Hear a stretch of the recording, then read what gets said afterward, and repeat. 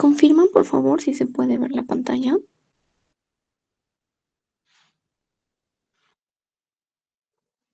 ¿Ven lo que son las diapositivas?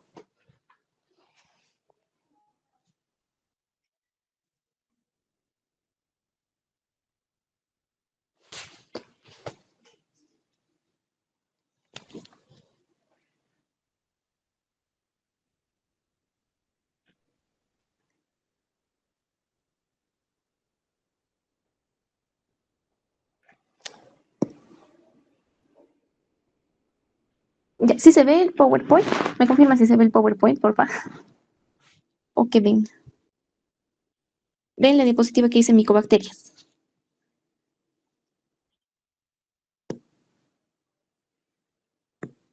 Ya, chévere. Ya, entonces, bueno, primeramente disculparme por la demora, he tenido algunos inconvenientes y bueno, agradecerles por el tiempo de espera y también por la invitación, ¿no? Entonces, el día de hoy vamos a continuar primeramente con lo que habíamos dejado en la anterior clase, que era lo que eran las micobacterias. Entonces, para hablar primero de lo que son las micobacterias, ya vamos a ver que el género en sí se llama Mycobacterium. Entonces, este género de micobacterias se va a caracterizar porque va a estar formado por, van a ser bacilos.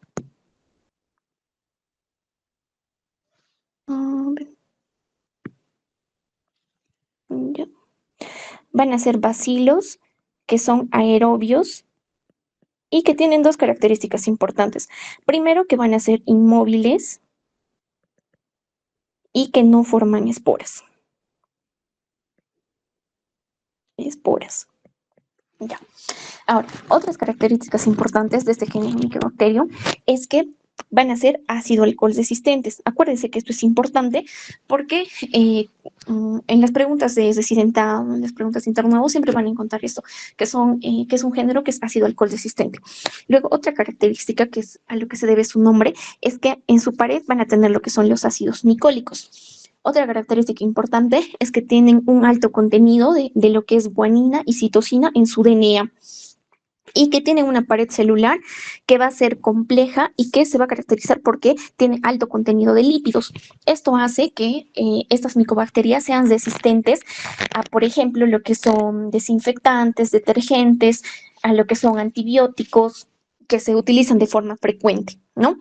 Entonces, en el género Mycobacterium vamos a tener aproximadamente 150 especies, pero de estas 150 especies, las más características van a ser estas tres: la Mycobacterium avium, que se caracteriza porque provoca una enfermedad similar a la tuberculosis, pero en lo que son las aves, el Mycobacterium bovis, y por último, el Mycobacterium tuberculosis, que es el más representante, ¿no? Que es el que va a causar justamente la tuberculosis en los seres humanos.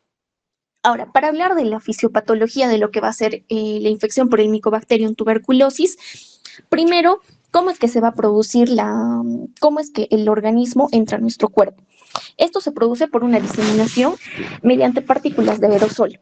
Entonces, nosotros contraemos el germen mediante partículas de aerosol que se van a liberar.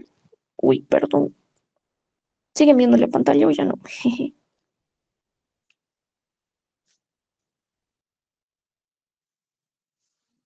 Ay, es que yo no lo veo.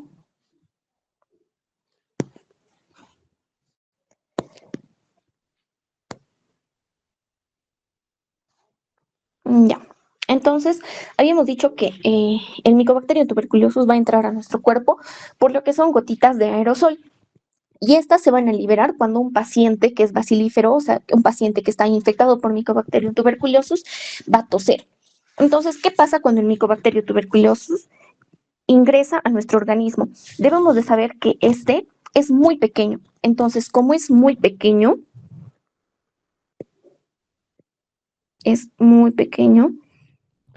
lo que hace es que evade todo lo que van a ser los mecanismos de aclaramiento, es decir, evade lo que es los mecanismos de aclaramiento mucociliar. ¿Ya? Entonces, como pasa los cilios y todo eso, va a llegar a lo que son los alvéolos.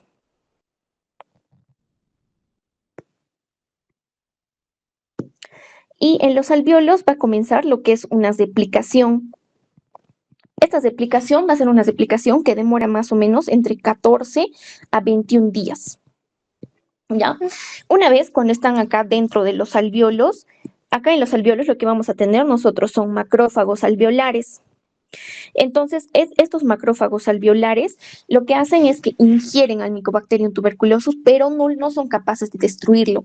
Entonces, dentro del macrófago, el Mycobacterium lo que hace es que se replica y se va a diseminar a lo que son los vasos linfáticos. Entonces, acá vamos a tener, por ejemplo, los vasos linfáticos y se disemina lo que son los vasos linfáticos. Y ahí es cuando se va a formar lo que es el complejo de Gong. Entonces, ¿qué es el complejo de Gong? Es básicamente cuando yo voy a tener un granuloma. ¿Cómo es que se forma un granuloma? Este macrófago va a liberar lo que son interleucinas, característicamente lo que son la interleucina 2, y lo que va a hacer es que va a atraer a células presentadoras de antígenos. Ya, este es mi macrófago. Uy. Espérenme un rato, chicos, por favor.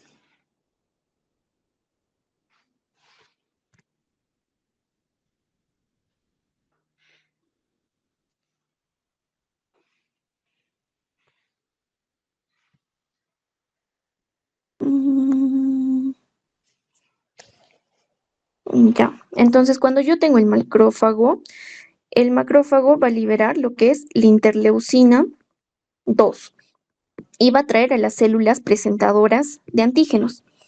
Estas células presentadoras de antígenos, a su vez, van a atraer a lo que son los linfocitos CD4, los linfocitos T, CD4. Y estos linfocitos T, CD4 van a tener dos tipos de diferenciación. Pueden diferenciarse en linfocitos helper, linfocitos T helper 1 o linfocitos T helper 2. ¿De qué va a depender esta diferenciación? De cómo va a estar el sistema inmune del paciente. En la mayoría de los pacientes, en el 95% de los pacientes, los linfocitos CD4 se van a diferenciar en linfocitos T helper 1. Esto va a pasar en los pacientes que son inmunocompetentes. ¿Y qué va a pasar acá? En este caso se va a controlar la infección, y como se está controlando la infección, vamos a tener lo que es el periodo de latencia. Y en el otro 5% de los pacientes vamos a tener lo que es, bueno, que va a ser en los pacientes que están inmunosuprimidos. Entonces, en este caso sí se va a dar lo que es la enfermedad. Posteriormente a esto, lo que va a pasar con estos macrófagos es que estos macrófagos se van a convertir en células epiteloides.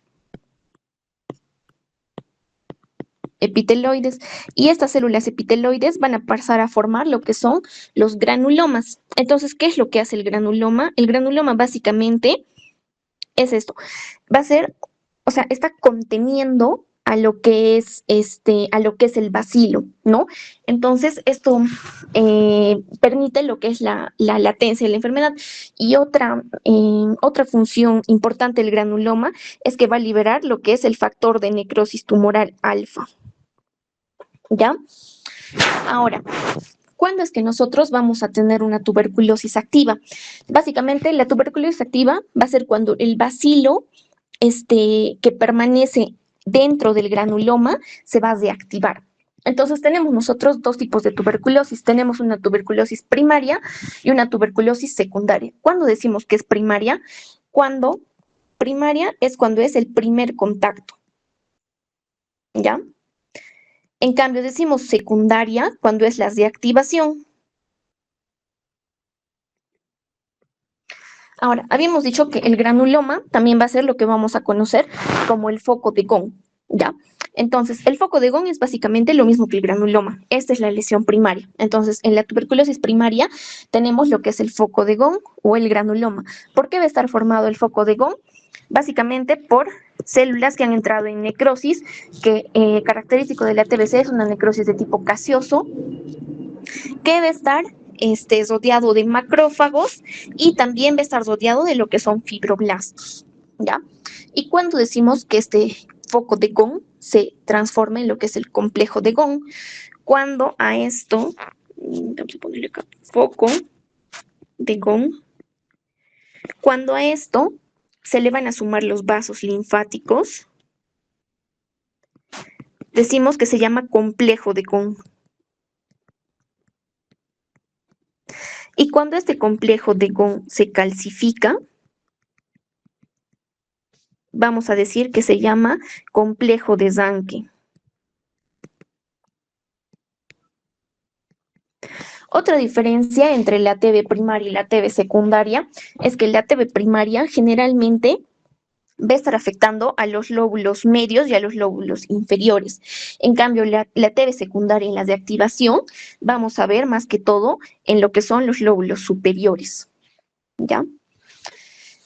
Ahora, para pasar a lo que es la clínica. La clínica, como saben, va a depender de dónde es que va a estar ubicado el Mycobacterium tuberculosis. Entonces, en el caso, por ejemplo, de la TB pulmonar, vamos a tener característicamente lo que es la tos, la baja de peso y la fiebre. Entonces, la tos se caracteriza porque va a ser una tos que dura generalmente mayor de 3 semanas, que es una tos seca, que es primero seca y luego se vuelve productiva. Y que en ocasiones puede estar asociado a lo que es la hemoftisis. Ahora, otro punto importante es la baja de peso. Recordemos que tanto la tos como la baja de peso van a estar dados por lo que es el factor de necrosis tumoral alfa. Entonces, el factor de necrosis tumoral alfa nos va a dar justamente esta clínica, lo que es la baja de peso, también lo que es la fiebre, y eso también se ve, ¿no?, en pacientes con cáncer. Ahora, el dolor torácico generalmente va a estar asociado a la tos y otros síntomas más inespecíficos pueden ser, por ejemplo, lo que es la fatiga y la debilidad, ¿no? Que también puede estar asociado a lo que es astenia y la sudoración que generalmente va a ser nocturna. Ahora, en el caso de lo que es, por ejemplo, en el caso de lo que es, por ejemplo, la TB pleural, vamos a tener como síntomas característicos el dolor torácico, que va a ser más característico que en el caso de la TB pulmonar. Ahora, en el caso de la TB ganglionar, vamos a tener, por ejemplo, lo que es la escrófula. Ahora, también tenemos casos de lo que es la TB renal. La TB renal, lo importante que vamos a tener es la triada de Colombino. ¿Alguien se acuerda en qué consiste la triada de Colombino?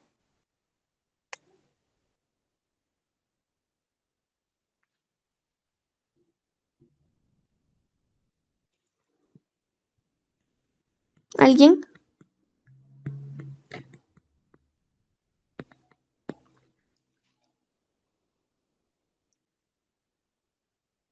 Ya. La triada de Colombino es cuando tenemos orina ácida más piuria y más un cultivo negativo. Eso es la triada de Colombino.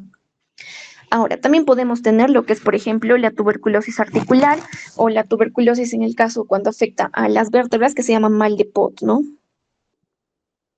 Mal de Pot. Y otros casos, obviamente, vamos a tener tuberculosis meningia, podemos tener tuberculosis pericárdica o tuberculosis peritoneal.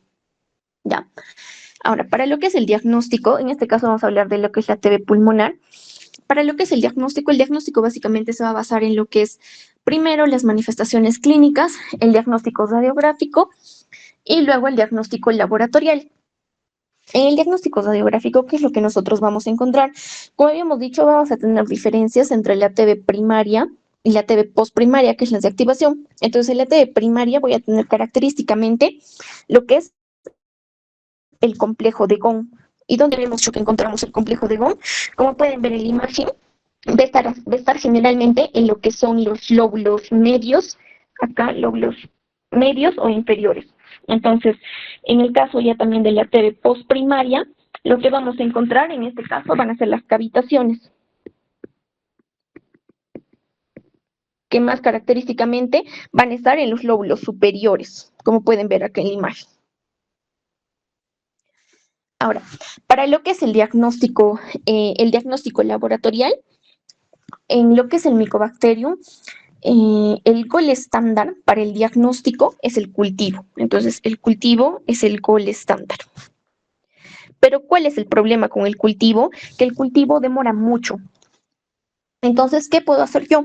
Puedo hacer lo que es la baciloscopía directa. Entonces, ¿qué tinción utilizo para lo que es la baciloscopía, lo que yo conozco como BK? La baciloscopía voy a hacer con una tinción que es la tinción Ciel-Nielsen. La baciloscopía es rápido, sale máximo en un día. En cambio, el cultivo va a depender del medio que yo utilice. Para el cultivo, yo puedo tener medios sólidos o medios líquidos. Los medios líquidos demoran aproximadamente 42 días. En cambio, los medios sólidos demoran más o menos unos 60 días. En los medios sólidos, yo tengo dos, lo que va a ser el medio Lowenstein-Jensen, que este demora 2 meses, y el Middlebrook,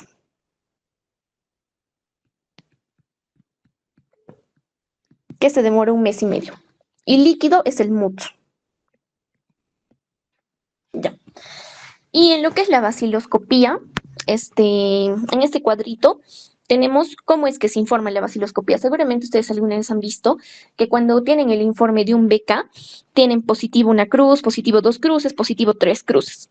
Entonces, eso es de acuerdo a cuántos bacilos se están observando en cada campo. Entonces, por ejemplo, decimos que es positivo una cruz cuando se observa entre 10 a 99 bacilos en 100 campos. Decimos que es positivo 2 cruces cuando se observa 1 a 10 bacilos en 50 campos. O sea, en cada campo, ¿no? Y decimos que es 3 cruces cuando en cada campo observamos más de 10 bacilos y se han observado más de 20 campos. Lo más común es que se pongan, ¿no?, 2 cruces. Ahora, otros métodos para también hacer el diagnóstico laboratorial de lo que es el Mycobacterium tuberculosis van a ser lo que son los métodos por PCR. Dentro de los métodos por PCR yo voy a tener dos importantes. El GeneXpert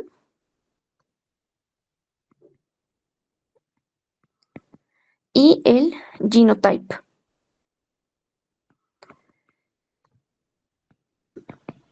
Estos son métodos que me dan un resultado de forma rápida, pero aparte de que me dan un resultado de forma rápida, me van a mostrar cuál es la sensibilidad. Por ejemplo, en el caso del GeneXpert, yo voy a ver la sensibilidad a rifampicina, y en el caso de Genotype, yo voy a ver la sensibilidad a isoniazida y a rifampicina. El GeneXpert demora más o menos unas 2 horas, y el Genotype me da su resultado en 48 horas. ¿Ya?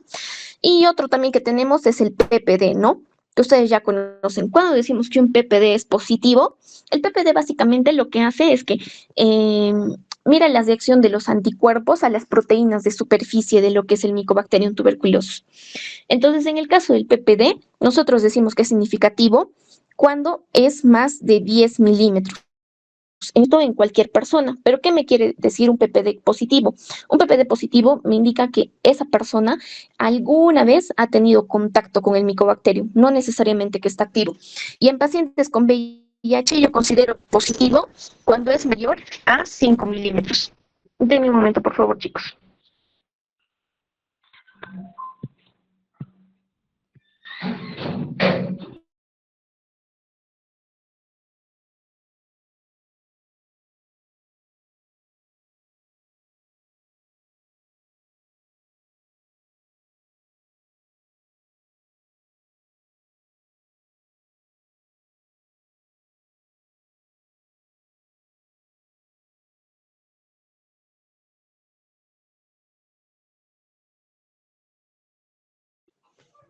¿Me confirman, por favor, si se sigue viendo la pantalla?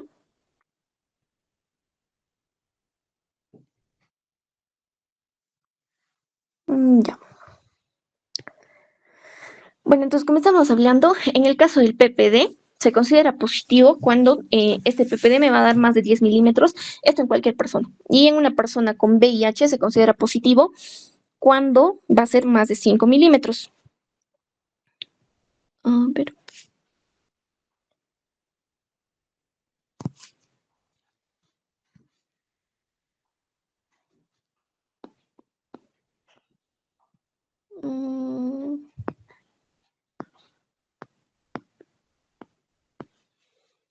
Ya.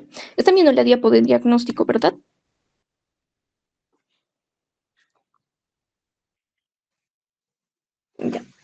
¿Y si ven lo que estoy anotando o no?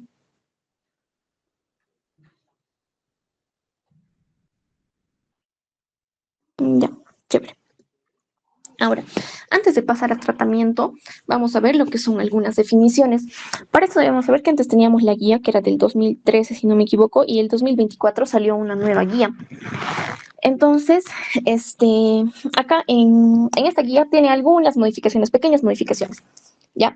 Pero primero vamos a tener lo que es la TB sensible. Cuando decimos que una TB es pan sensible, cuando va a ser sensible a todos los medicamentos de primera línea. ¿Cuáles son los medicamentos de primera línea? Vamos a tener isoniazida, rifampicina, etambutol, piracinamida y la estreptomicina. ¿Ya? Entonces, cuando es sensible a toda la primera línea, decimos que es pan sensible. Cuando decimos que es una TBC multidrogos resistente o MDR, cuando va a ser sensible a isoniazida y a rifampicina. Ahora, tenemos también lo que es la TB extremadamente resistente o XDR, pero la nueva guía menciona un nuevo concepto que es la TB pre-XDR. Entonces, cuando se dice que es TB pre-XDR, cuando tienes resistencia a isoniazida, rifampicina y a cualquier fluoroquinolona. Recuerden que en las fluoroquinolonas vamos a tener lo que es el levofloxacino y el moxifloxacino. No. Y cuando decimos que es XDR, cuando tiene resistencia a lo que es isoniazida, rifampicina, fluoroquinolona, y cuando además tienes resistencia a algún inyectable, algún inyectable de segunda línea, que puede ser la canamicina, puede ser amicacina, puede ser capriomicina. Cuando se dice que es monoresistente, cuando es resistente solo a isoniazida o solo a rifampicina, no a los dos. Y cuando es poliresistente, cuando es resistente a dos o más fármacos, pero no cumple con el criterio de lo que es multidrogos resistente, ¿ya? Ahora, otras definiciones que nos muestra la guía es, por ejemplo, lo que es la definición de caso nuevo. Cuando decimos que una persona es un caso nuevo, cuando una persona se ha diagnosticado con tuberculosis, pero que no has recibido tratamiento, o si es que has recibido tratamiento, ha cumplido el tratamiento menos de 30 días o has recibido menos de 25 dosis. Ahora, cuando decimos que es un caso que ha sido antes tratado, cuando una persona ha tenido tratamiento, pero ha recibido este tratamiento por más de 30 días. Y dentro de estos casos antes tratados podemos tener recaídas, podemos tener pérdidas y lo que es fracaso. Recaída se dice cuando esta persona ha terminado el tratamiento, pero vuelve a ser diagnosticado. Es decir, una persona que ya ha sido dado de alta, ha tenido el diagnóstico de persona curada, pero después de un tiempo se le vuelve a diagnosticar con TBC. Cuando decimos que es pérdida en el seguimiento, cuando la persona reinicia el tratamiento. Y cuando decimos que es fracaso, cuando se tiene que cambiar, por ejemplo, en el caso de que el Mycobacterium sea resistente y que se tenga que iniciar un nuevo esquema. Y cuando se dice que es curado, en el caso de la TB sensible, para decir que el paciente está curado, yo debo de tener una confirmación bacteriológica o si no, debo de tener un cultivo negativo dentro de los últimos 30 días. Y en el caso de la TB resistente, yo debo de tener no solo un cultivo, sino 3 o más cultivos que sean negativos también en los últimos 30 días. Y ahora, ¿cómo es el tratamiento? El tratamiento para la TB sensible, yo voy a tener dos fases, ¿no? Entonces, en la primera fase yo voy a dar lo que es isoniazida, rifampicina, voy a dar etambutol y voy a dar piracinamida, esto de forma diaria durante 2 meses. Y en la segunda fase yo voy a dar por 4 meses lo que es isoniazida y rifampicina. Antes, el anterior esquema no me mencionaba que era de forma diaria, sino me decía que yo debía dar 3 veces a la semana, pero en la última guía me menciona ahora que es de forma diaria. Entonces, lo que tenemos en el Perú son las tabletas combinadas, ¿no? Entonces, tenemos tabletas que vienen ya con 150 miligramos de rifampicina, 75 miligramos de isoniazida, vienen también con lo que es la piracinamida, 400 miligramos, y con el etambutol, 275 miligramos. Entonces, en la primera fase, yo tengo que dar por 2 meses estas tabletas de forma diaria. Y esto lo voy a dar según el peso del paciente. En un paciente que característicamente va a pesar más de 70 kilos, voy a dar 5 tabletas diarias. Y como ven, el cuadrito va a variar dependiendo de lo que es el peso del paciente. Y en la segunda fase yo voy a dar solo lo que es isoniazida con rifampicina, que la concentración es la misma. Voy a dar 150 miligramos de rifampicina con 75 miligramos de isoniazida, y esto también según el peso del paciente. También, por ejemplo, si es un paciente más de 70 kilos, yo voy a dar 5 de estas tabletas combinadas. Ahora, esto es para el caso de adultos y niños que pesen más de 25. Pero ¿qué pasa en el caso de niños que pesen menos de 25 kilos?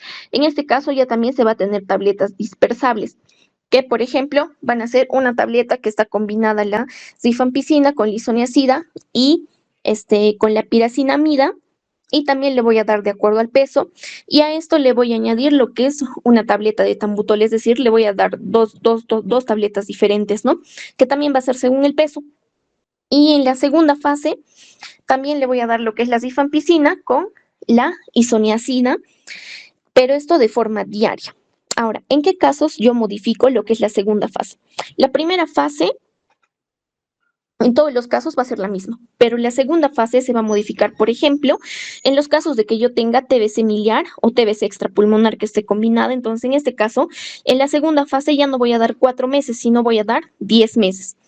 Y en casos de tuberculosis no grave en niños, y en casos de tuberculosis no grave en niños, yo voy a dar lo que son solo, en la primera fase voy a darle 2 meses, al igual que el tratamiento normal, y en la segunda fase le voy a dar solo 2 meses, ya no 4 meses, ¿ya? Ahora, esta tablita también está en lo que es la guía del anterior año para TBC del MINSA.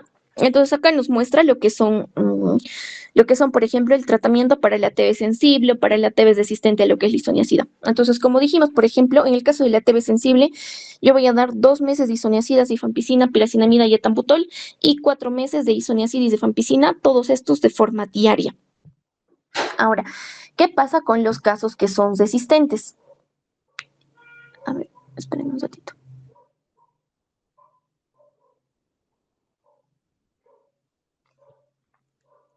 Ya.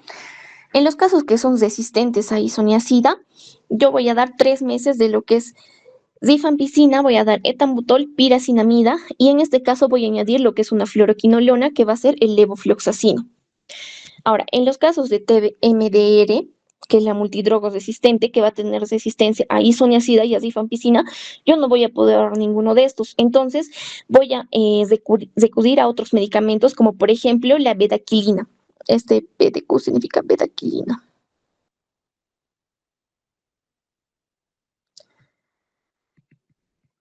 Entonces, voy a dar, por ejemplo, 6 meses de lo que es bedaquilina. Este PA significa pretomanit, linesolit, que ya lo conocen, y el moxifloxacino. Y, por ejemplo, en el caso de lo que es la TB pre-XDR, igual voy a dar 6 meses de lo que es la bedaquilina, el linesolit. En este caso, este CFC significa clofazimina. Ay, creo que no se está escribiendo. Cicloserina, que es el CS, y también lo que es piracinamida.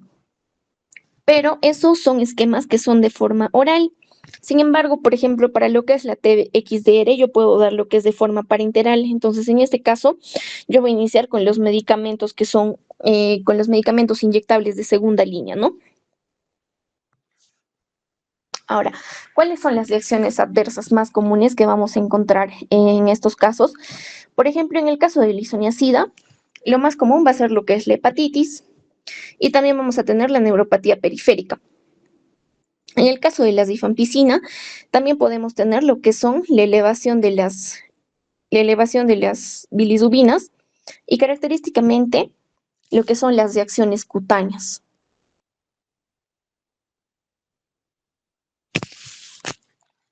Y acuérdense, en el caso de la rifampicina, vamos a tener una hepatitis. Ay, no puedo escribir. Ya. En el caso de la rifampicina vamos a tener lo que es una hepatitis colestásica. La piracinamida se relaciona mucho con lo que son hiperuricemias.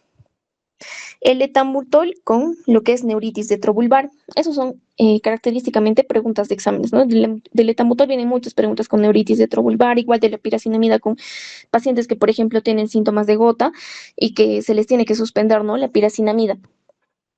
En el caso de la cicloserina, va a estar asociado con convulsiones y también con lo que son psicosis. Ahora, algunas contraindicaciones de estos medicamentos de primera línea. Como habíamos dicho, la isoniazida va a estar asociado a lo que es hepatitis, entonces va a estar contraindicado en lo que es enfermedad hepática. El etambutol, como va a estar asociado a lo que es la neuritis retrovulvar, va a estar contraindicado en pacientes que tengan problemas de la visión. Igual, la piracinamida va a estar contraindicado en pacientes que tengan ataques agudos de gota, ¿no? Y bueno, básicamente eso sería todo por lo que es TBC. No sé si tienen alguna pregunta hasta este punto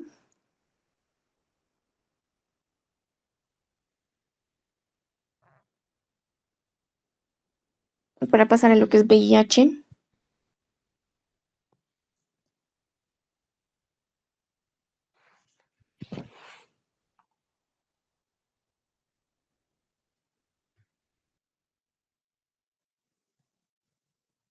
Ya, entonces pasamos a lo que es VIH rapidito.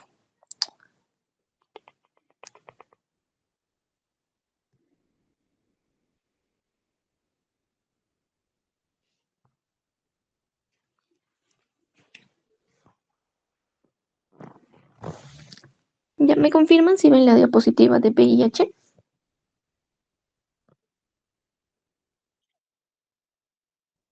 Ya, VIH es un poquito más larguito. Ya, bueno, pero ya hablaron, ¿verdad? En anteriores esto hablaron un poco de lo que son virus, hablaron también de, este, de los medicamentos antivirales. Acá nos vamos a abocar un poquito más a lo que es el VIH en sí. Ya. Primero, para ver algunas características de lo que es el VIH.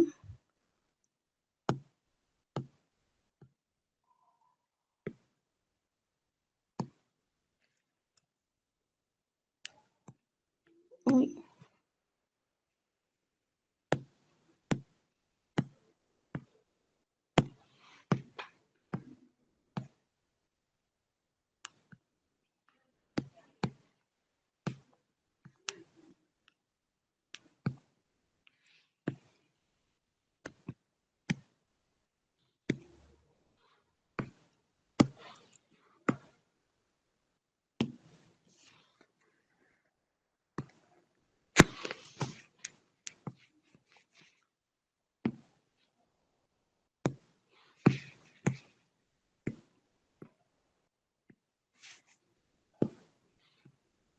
ay, denme un toque.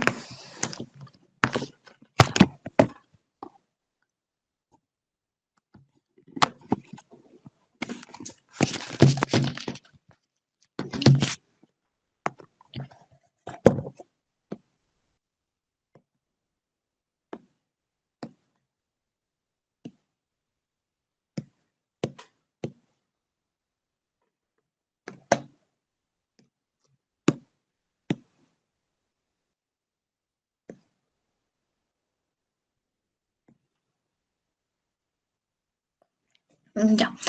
Para empezar a hablar de lo que es el VIH, debemos saber primero que este virus va a ser un retrovirus. ¿Por qué se dice que es un retrovirus? Porque se va a tener una enzima que es la transcriptasa reversa. ¿Qué es lo que hace la transcriptasa?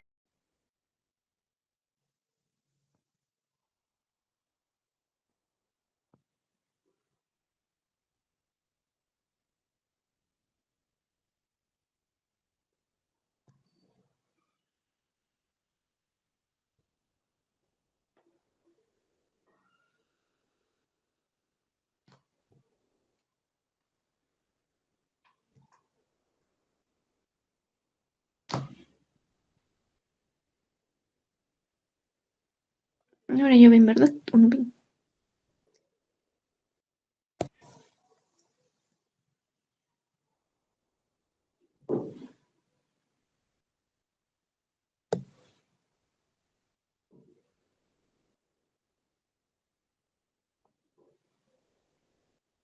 Ya. Ahora pasamos a lo que es la categoría B, o lo que va a ser la infección crónica sin SIDA o la fase de latencia clínica. Como habíamos dicho, después de que se da la primera infección, a un concepto que también nos faltó hablar acá en lo que es la primera infección, es lo que es la seroconversión. Cuando decimos seroconversión, cuando se empiezan, la seroconversión se va a dar en la fase de infección primaria. Entonces, seroconversión decimos cuando empiezan a fabricarse anticuerpos y cuando estos anticuerpos se pueden detectar. Entonces, la seroconversión se va a dar en la infección primaria. Después de la infección primaria tenemos lo que es la fase de latencia clínica, o lo que es la categoría B. Entonces, en la categoría B, lo que nosotros vamos a tener es la infección crónica, pero sin SIDA. En este caso, lo que va a pasar es que la carga viral va a ser relativamente estable y los linfocitos también van a tener una disminución, pero que va a ser bastante lenta. Entonces, en el caso de la categoría B, como habíamos dicho, los linfocitos CD4 van a estar entre 200 a 499. Entonces, ¿qué puedo tener yo en lo que es la infección crónica sin SIDA? En lo que son los síntomas, la mayoría de las personas no va a desarrollar síntomas en esta parte, pero pueden tener algunos síntomas de inmunosupresión en el caso de que los linfocitos CD4 sean menores de 200. Entonces, se ha visto que los síntomas van a ser síntomas generales o inespecíficos, como por ejemplo fatiga, sudoración o pérdida de peso. Ahora, existen síndromes clínicos que se van a observar con mayor frecuencia en pacientes que van a estar en esta categoría. Y también estos ocurren cuando el conteo de CD4 va a ser menor a 200 células por microlitro. ¿Qué patologías yo voy a tener acá? Por ejemplo, la candidiasis orofaringia, la candidiasis vulvovaginal persistente, lo que es la displasia cervical in situ, también lo que es la púrpura trombocitopénica, que se dice que es la primera manifestación autoinmune en pacientes con VIH. Puedo tener también lo que es angiomatosis basilar, leucoplasia vellosa, neuropatía periférica, recidivia de herpes zóster, fiebre mayor de 38.5 o diarrea, pero que dure más de un mes, y lo que es la listeriosis. Y posteriormente pasamos a lo que es la infección crónica, que ya va a ser la categoría C, que va a ser la infección crónica con SIDA. Entonces, cuando decimos que vamos a tener una infección crónica con SIDA, cuando yo voy a tener alguna enfermedad que define SIDA o cuando voy a tener el conteo de células de linfocitos CD4 que van a estar menor a 200 células por microlitros. Entonces, en este caso, yo voy a tener también lo que son las enfermedades oportunistas o que son enfermedades ya definitorias de SIDA. ¿Eso qué quiere decir? Que si un paciente tiene esta enfermedad, muy probablemente ya tenga SIDA. Entonces, acá, por ejemplo, en el caso de hongos, voy a tener de primera línea lo que es el criptococo, que va a ser, me va a dar síntomas de neurocriptococosis. Entonces, ¿qué síntomas voy a tener yo en la neurocriptococosis? Voy a tener síntomas de meningitis, lo que ustedes ya conocen, ¿no? También tengo lo que es neumocistis girovesi. Neumocistis girovesi clásicamente me va a producir lo que es neumonía. ¿Por qué se va a caracterizar esta neumonía? Porque me va a dar un infiltrado intersticial que va a ser bilateral. Y otra característica también es que me puede dar neumotórax espontáneo.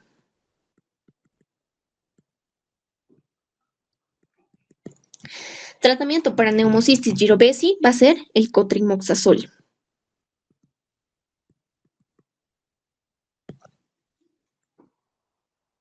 Ahora, otros hongos que me pueden dar enfermedades definitorias de SIDA va a ser, por ejemplo, la presencia de candidiasis, la coccidiomicosis y la histoplasmosis extracelular.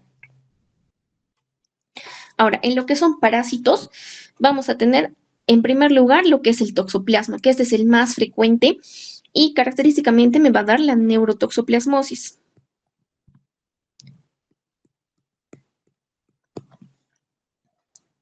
Ya, en el caso de la neurotoxoplasmosis se dice que esta se va a manifestar cuando el conteo de CD4 va a ser menor de 100 copias.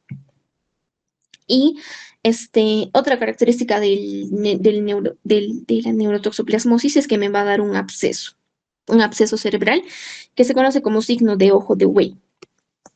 Y voy a tener lo que es la clínica de masa, es decir, voy a tener hipertensión endocraniana y esto puede estar con signos focalizados, también va a tener lo que es cefalea, puede tener crisis epilépticas, etcétera. Ahora, en el caso de otros parásitos, que son, por ejemplo, la Isospora belli y las estrongiloides, ambos me van a causar diarreas que tienen la característica de que son diarreas que son prolongadas, que duran más de un mes. En los virus, el más preguntado es el citomegalovirus. Entonces, el citomegalovirus puede estar afectando cualquier órgano. Y lo más común es que cause coriosdetinitis, en el caso de que afecte al ojo. También podemos tener el virus del herpes simple, que va a causar lo que son úlceras mucocutáneas, que habíamos visto que acá, en lo que es la infección crónica sin SIDA, puedo yo tener, por ejemplo, candidiasis urofaringia, o puedo tener, por ejemplo, la leucoplasia vellosa, pero ¿cuál es la diferencia con la infección con la categoría C? Que en este caso las úlceras mucocutáneas generalmente van a tener una duración de más de un mes. O que, por ejemplo, voy a tener, por ejemplo, en el caso de la candidiasis, va a ser una candidiasis esofágica o una candidiasis traqueal. Ahora, también voy a tener lo que son bacterias, que es más probable que estén en pacientes con VIH, como por ejemplo el Mycobacterium tuberculosis. En algunos países sí se considera la TBC como una enfermedad definitoria de SIDA. También puedo tener el Mycobacterium avium o incluso en pacientes que tengan neumonía bacteriana recurrente. ¿Cuándo digo que es neumonía bacteriana recurrente? Cuando voy a tener más de 2 episodios en un lapso de 12 meses. Y también neoplasias que se van a desarrollar en pacientes con VIH. Por ejemplo, vamos a tener el sarcoma de Kaposi. El sarcoma de Kaposi va a estar relacionado con lo que es el virus herpes simple 8. ¿Cómo es el sarcoma de Kaposi? Van a ser pápulas violáceas en miembros inferiores. También tengo lo que es el linfoma de Burkitt y el linfoma primario del sistema nervioso central o linfoma primario del cerebro, que se ha visto que que este es el tumor que está más asociado al VIH.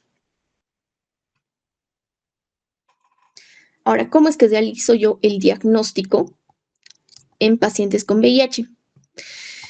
En la actualidad contamos con muchas pruebas disponibles para el diagnóstico del VIH, pero estas se van a clasificar según sean pruebas de cribado, según sean pruebas de confirmación o según sean pruebas de diagnóstico directo. Entonces, por ejemplo, en las pruebas de cribado, yo voy a tener lo que es el ELISA y las pruebas rápidas, ¿no? Que conocemos que son los clásicos que me marcan con lineecitas, eso. Entonces, en las pruebas de cribado, mi prueba de cribado de elección va a ser el test de ELISA. Y se dice que este tiene una alta sensibilidad, pero tiene una baja especificidad. En cambio, mi prueba rápida va a tener una alta sensibilidad y también una alta especificidad. Ahora, en lo que son las pruebas de confirmación, yo voy a tener lo que es el IFI, perdón, en las pruebas de confirmación yo voy a tener lo que es el PCR y en las pruebas de diagnóstico directo yo voy a tener lo que es el IFI. El IFI va a ser la inmunofluorescencia indirecta. Según la norma peruana, el IFI va a ser la prueba de elección. Y en el caso del Western blot, lo que hace el Western blot es que detecta detecta proteínas específicas del VIH. Por ejemplo, detecta lo que son los anticuerpos contra la GP41, contra la GP20 o contra la P24.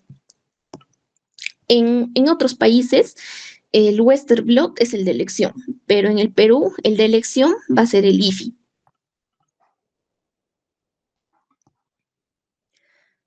Ahora, eh, como pueden ver, el tipo de prueba que yo voy a usar va a depender mucho de en qué fase se va a encontrar el paciente. Como habíamos visto, en la fase de infección temprana, las únicas pruebas que me van a poder confirmar van a ser las que me detectan directamente lo que es el ARN. En cambio, En fases ya más tardías, yo voy a poder utilizar, por ejemplo, lo que es el Western blot o yo voy a poder utilizar lo que es el ELISA.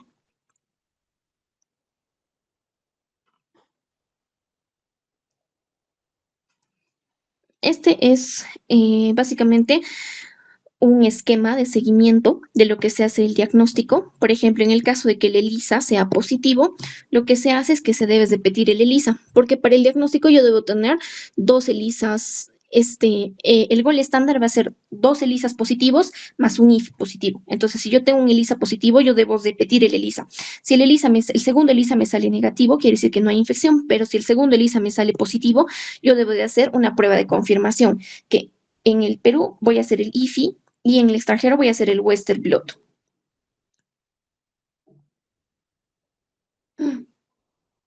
Ya. En esta diapositiva vamos a hablar de lo que es el tratamiento.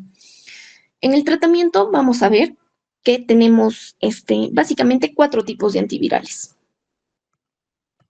Voy a tener primero lo que son los inhibidores de la CCR5. En acá tenemos, por ejemplo, al Maraviroc. ¿Qué es lo que hace esto? Como recordamos, habíamos visto que la CCR5 Ya habíamos visto que la CCR5 es importante básicamente para lo que es la unión, ¿no? Para que el VIH se pueda unir al linfocito TCD4. Entonces, los inhibidores de la CCR5 son los tratamientos, es el tratamiento de elección, pero en países tercermundistas. En nuestro país no tenemos este medicamento. Entonces, en nuestro país lo que utilizamos son los inhibidores de la transcriptasa inversa, los inhibidores de la integrasa y los inhibidores de la proteasa. Chicos, ¿están viendo la diapositiva?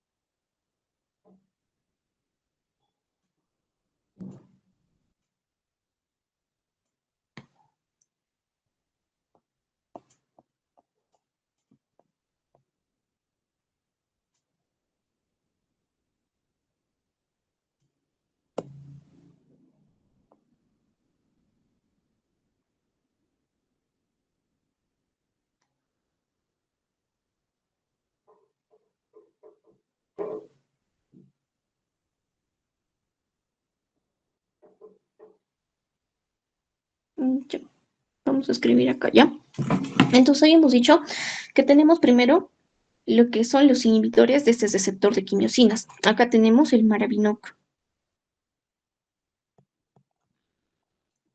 Luego tenemos lo que son los inhibidores de la transcriptasa reversa. Dentro de los inhibidores de la transcriptasa reversa vamos a tener lo que son los inhibidores análogos y los no análogos. Dentro de los análogos yo voy a tener análogos de nucleósidos y análogos de nucleótidos. Dentro de los análogos de nucleósidos tengo característicamente la acidobudina, la amibudina, entricitabina también. Ahora, y dentro de los análogos de nucleótidos yo voy a tener lo que es el tenofovir. Y dentro de lo que son los no análogos, yo voy a tener el efavirenz.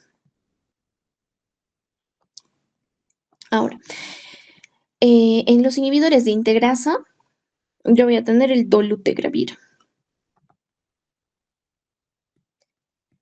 Y inhibidores de proteasa, voy a tener el zitonavir. Zitonavir, también el lopinavir. Ahora, ¿cómo es que yo voy a dar estos? ¿Cómo es que yo voy a dar? ¿Cómo es que va a ser el esquema para el VIH?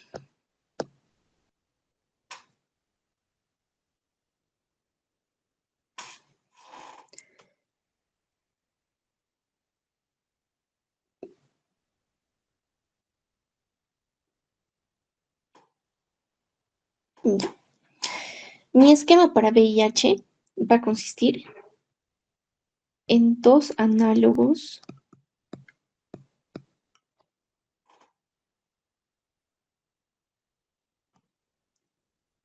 de los inhibidores de la transcriptasa inversa. Y esto lo voy a dar asociado a, puede ser, un inhibidor de la integrasa, puede ser un inhibidor de la proteasa, o puede ser un no análogo. Entonces, en los análogos de los inhibidores de la transcriptasa inversa, habíamos dicho que tenemos, por ejemplo, la sidobudina. Acá yo puedo dar sidobudina, puedo dar lamivudina, o puedo dar entricitabina. En inhibidores de la integrasa yo puedo dar dolutegravir. En inhibidores de la proteasa yo puedo dar zitonavir. Y en inhibidores no análogos tengo característicamente el efavirenz. Entonces yo puedo dar cualquiera de esas combinaciones. ¿Cuál es la combinación que se da en Perú? En Perú, el esquema de primera línea va a ser el dolutegravir más tenofovir más lamivudina.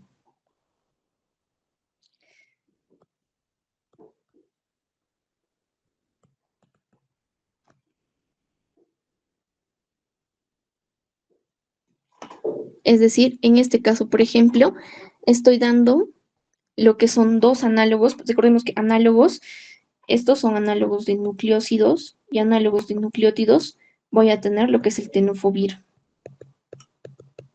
Entonces, habíamos dicho que voy a dar dos análogos de los inhibidores de la transcriptasa inversa, que en este caso va a ser el tenofovir y la lamivudina, y voy a añadirle a esto ya sea un inhibidor de la integrasa, un inhibidor de la proteasa o un inhibidor de la transcriptasa, pero que sea no análogo. Entonces, en este caso añado lo que es un inhibidor de la integrasa, que va a ser el dolutegravir. Ahora, algunas situaciones especiales yo voy a tener, por ejemplo, en el caso de las gestantes. En el caso de las gestantes yo voy a tener diferentes escenarios, pero para no hacerlo muy complicado, en el caso de las gestantes, lo voy a poner acá, no voy a dar el dolutegravir. ¿Por qué? Porque se ha visto que el dolutegravir está asociado a alteraciones del tubo neural. Entonces, en vez del dolutegravir, yo voy a dar el zaltegravir más el tenofovir. Y en vez de la lamivudina, voy a dar entricitabina.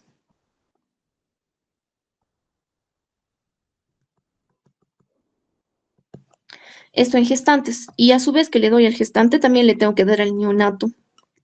¿Y qué le voy a dar al neonato? Al neonato le voy a dar sidobudina. Ahora, otra cosa que tienen que tener en cuenta en el caso de las gestantes, es posible que una gestante con VIH dé un parto vaginal, sí, cuando la carga viral es menor de 1000 copias o cuando ya tenga una ruptura prematura de membranas que sea mayor de 4 horas. Entonces, en estos casos sí puedo tener lo que es un parto vaginal. Si no, el parto tiene que ser por cesárea. Luego, ¿qué otras cosas más? Ya. En caso de, por ejemplo, pacientes que tengan VIH y TBC, yo voy a dar lo que es la isoniazida por 12 meses. ¿Y en qué casos voy a dar profilaxis? Por ejemplo, en casos de neumocistis, en casos de toxoplasma, en casos de citomegalovirus. En esos casos yo también tengo que dar profilaxis. Ahora, existe una profilaxis preinfección o preexposición y una profilaxis posexposición. Cuando doy, por ejemplo, la profilaxis posexposición, cuando ustedes van a estar haciendo su internado, les va a pasar que se van a inyectar, van a estar tomando un AGA y así por casualidades de la vida se van a pinchar. Entonces, en este caso es cuando se requiere lo que es la profilaxis posexposición. Entonces, en el caso de la profilaxis posexposición, se da básicamente lo mismo, pero se da por 4 semanas.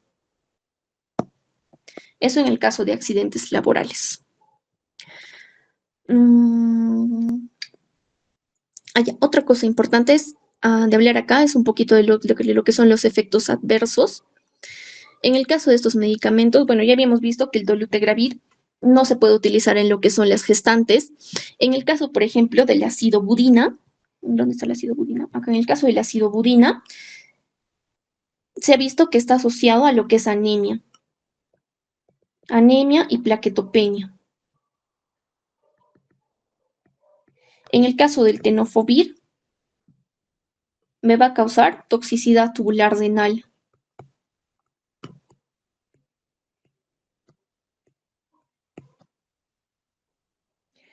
En el caso de lo que son los inhibidores de la proteasa, como el zitonavir, me va a causar lo que es elevación de las bilisubinas.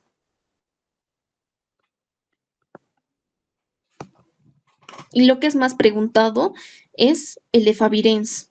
¿Qué me causa clásicamente como efecto adverso el efavirenz? Lo que son las alteraciones psiquiátricas,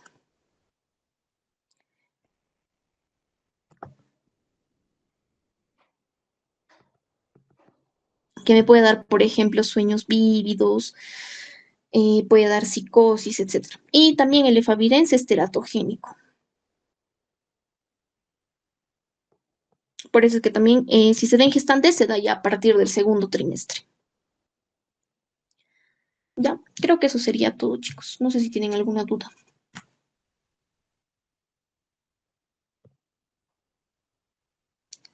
¿Alguna pregunta?